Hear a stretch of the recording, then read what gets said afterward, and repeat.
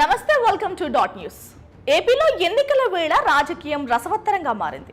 ఒకవైపు ముఖ్యమంత్రి వైఎస్ జగన్మోహన్ రెడ్డి సింహంలా సింగిల్ గా వస్తుంటే, చంద్రబాబు మాత్రం అన్ని పార్టీలతో కలిసి కూటమిగా బయలుదేరారు.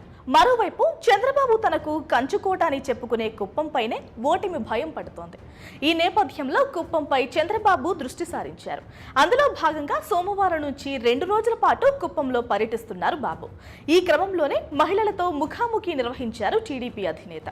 ఈ సందర్భంగా ఆసక్తికర వ్యాఖ్యలు చేశారు బాబు. కుప్పానికి వస్తే చాలు రీఛార్జ్ అవుతున్నారన్న చంద్రబాబు కుప్పం నుంచి తన గెలుపును మరోసారి రెన్యువల్ చేయాలని కోరారు.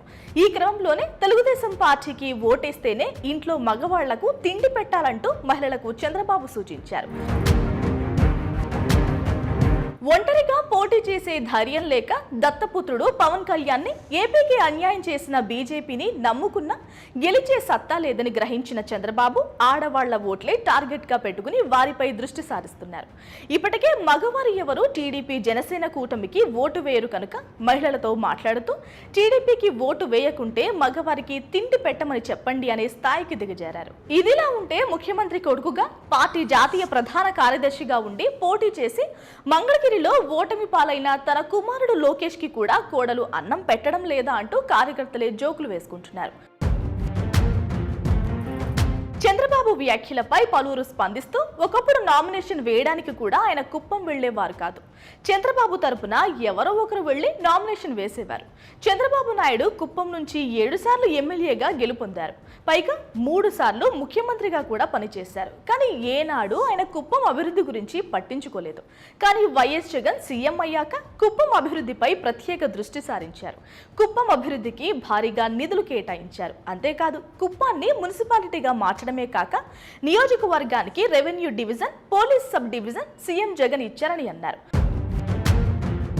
కుప్పంలో ఈసారి ఓటమి ఖాయమని గ్రహించిన బాబు ఓటర్లను గ్రూపులుగా విభజించి డబ్బులతో ఏ రకంగా కొనేయాలన్న దానిపై సమాలోచనలు జరుపుతున్నట్లు తెలుస్తోంది. 1-2 సార్లు జనంలోకి వెళ్లినా ప్రచారం మాత్రం సప్పగా సాగుతోందని స్థానికులు అంటున్నారు. ఈసారి కుప్పం నియోజకవర్గం నుంచి భరత్ గెలిచి జగన్ కేబినెట్ లో మంత్రి అవ్వడం ఖాయమని గుసగుసలు వినిపిస్తున్నాయి. బాబు తన స్వార్థ రాజకీయాల కోసం భార్యాభర్తల మధ్య చిచ్చులు పెడుతున్నాడని, ఓటమి భయంతోనే బాబు ఇంత నీచానికి దిగజారుతున్నారని, ఎన్ని కుట్రలు చేసినా బాబుని నమ్మే స్థితిలో ప్రజలు లేరని, సీఎం జగన్ అందిస్తున్న సంక్షేమ పథకాలు కుప్పం ప్రజలకు దండిగా చేరుతుండడంతో కుప్పం మహిళలు సైతం మార్పును కోరుకుంటున్నట్లు బహిరంగంగానే చెబుతున్నారు. బాబు భయం చూస్తుంటే ఈసారి కుప్పంలో వైఎస్ఆర్సీపీ పార్టీ గెలవడం పక్కా అని పలువురు రాజకీయ విశ్లేషకులు అంటున్నారు. Please subscribe dot news.